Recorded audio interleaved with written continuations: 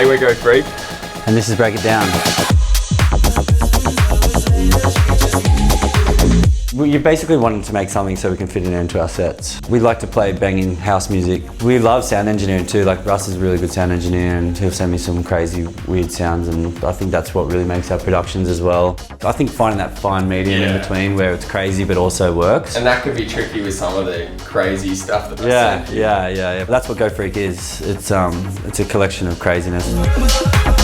So once we got the stems, we opened it up into Ableton. You've got to kind of listen to them individually and sort of see what's there and kind of get inside what happened in their project. I was like, wow, they're incredible. I was drawn to them a lot because they're just super cool. Their pianos are always so strong as well. This is no different. Oh, that's just epic and just super thick as well. For us with our house music, I want to keep it sort of rolling a bit.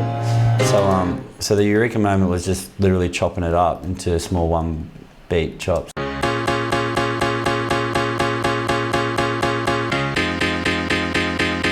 And that kind of just felt more like could roll into that a bit better. But it still follows the chord progression, so it works really well with the vocal.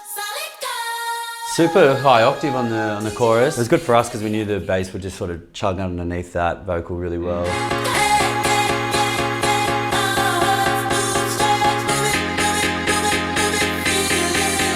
So with the chopped up chord, it just sounds so much better with the piano. Yeah, so much better. Once I kind of got that rolling, I was like, all right, now it needs to go somewhere pretty special. So they're cactuses that grew from seeds. My cousin gave me these like 2 years to get to that point. And he gets them like the seeds from Japan. Japan's where it's at apparently for cactuses.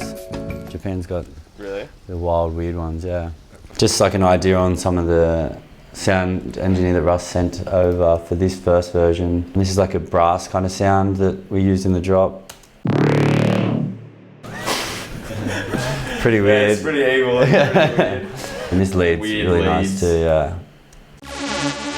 That's pretty sick. So you're just experimenting all the time and trying to do things and throwing things here and just flipping it upside down and whatever you can do. So doing things like this. So that's just chopped up, panned it. So that just rolls in behind.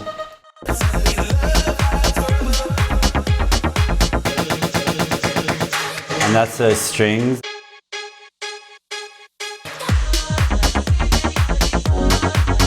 And obviously that part's really cool. The bass, that bass line chops. These vocals, like I kind of did some weird little reversing. So I just, flipped, reversed, pitched. So that just sort of sits behind it, flows super well as well. From the first drop to this second drop, the only real difference is a couple of drawn out notes, which just make it. You can work for a week or two on end and nothing will happen, but then 10 minutes of work, you get it. And then it's just all about finishing and sort of building around what you have. It's a weird process, and it can be super stressful sometimes too. And sometimes it doesn't, you can't, like, it's not a happy ending and you kind of, nothing really comes from it. But in this case, I feel like it's a very happy ending.